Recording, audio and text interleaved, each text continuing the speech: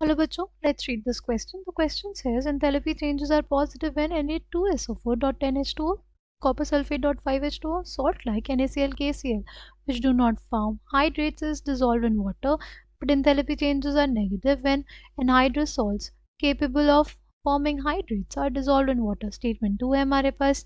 The difference in the behavior is due to large difference in the molecular masses of hydrated and anhydrous salts.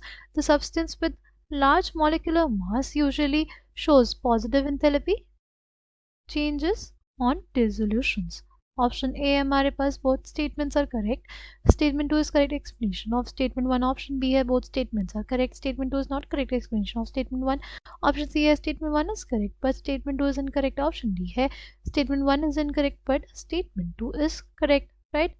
Key concept for this question is key concept इस question के लिए हो जाएगा dissolution of salts.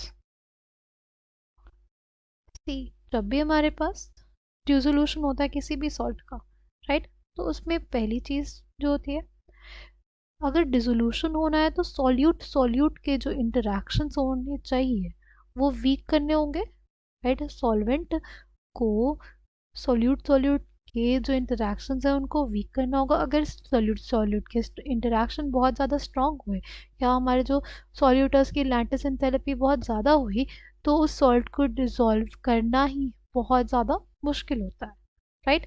और दूसरी चीज़ क्या देखते हैं, दूसरा होता है solvent solvent interactions. Solvent solvent interactions भी हमारे पास मिनिमम होने चाहिए अगर अगर हम बेसिकली अगर हमें किसी सॉल्ट को डिसॉल्व करना है किसी भी सॉल्वेंट में, राइट.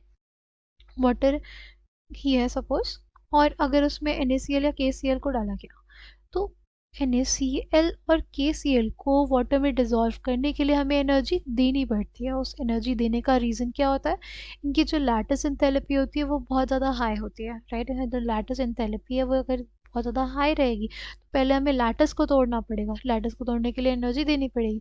फिर जो इंटरेक्शंस है वो वीक होंगे फिर उसके बाद जाके हमारे पास वो सॉल्ट डिसॉल्व होगा तो उसमें some amount of heat release होगी, राइट. जो हमारा एनर्जी दी वो ज़्यादा हो गई इंस्टेड ऑफ जो एनर्जी हमें मिली. इस वजह से ये रिएक्शन क्या होती है एंडोथर्मिक और एंथैल्पी चेंजेस जो इनके लिए आते हैं वो पॉजिटिव आते हैं. सेम अगर बात करते हैं जो हमारे पास कॉपर सल्फेट.5H2 है, राइट. ये भी हमारे पास एक ये भी इसमें क्या होता है क्रिस्टलाइन फ्रेमवर्क होता है, उसी में वाटर मॉलिक्यूल्स प्रेजेंट होते हैं, राइट. इनके लिए भी इनके इंटरेक्शंस होते हैं बहुत ज़्यादा स्ट्रांग होता है. अगर स्ट्रांग इंटरेक्शंस होंगे तो पहले हमें एनर्जी देनी पड़ती है कि इंटरेक्शंस को हम लोग वीक करेंगे तब जाके कोई चीज़ सॉल्युबल होगी वाटर में या किसी भी और सॉल्वेंट में, राइट. तो अगर हमें एनर्जी देनी पड़ी वो ज़्यादा होगी तो प्रोसेस क्या हो गया एंडोथर्मिक हो गया.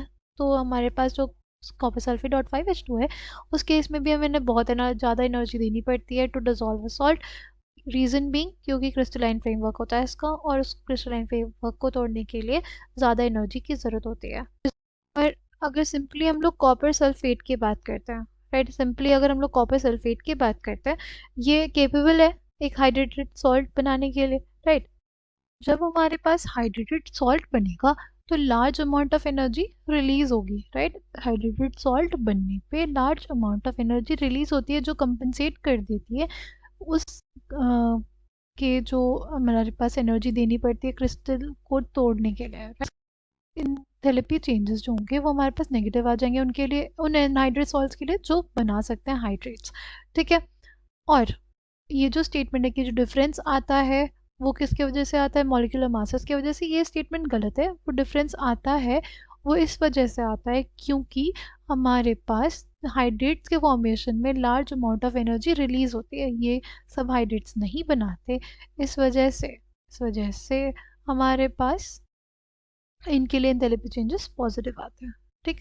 तो कौन सा आंसर करेक्ट हो जाएगा हमारे पास ऑप्शन सी, राइट. स्टेटमेंट 1 तो करेक्ट है बट स्टेटमेंट 2 इनकरेक्ट है. I hope you understood it well. Thank you, all the best.